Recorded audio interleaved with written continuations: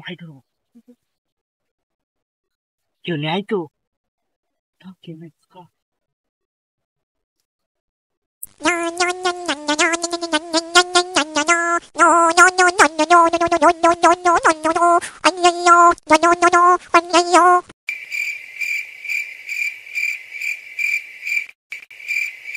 ভাই মাছ ফাছ পড়ছে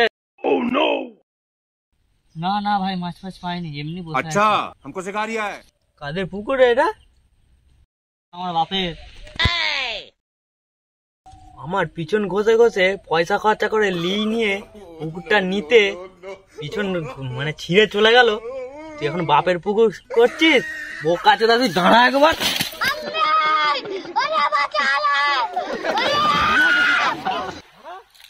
ছেলেটা কোথায় গেল? ডুবে ফুবে গেল না তো? পালা মারা।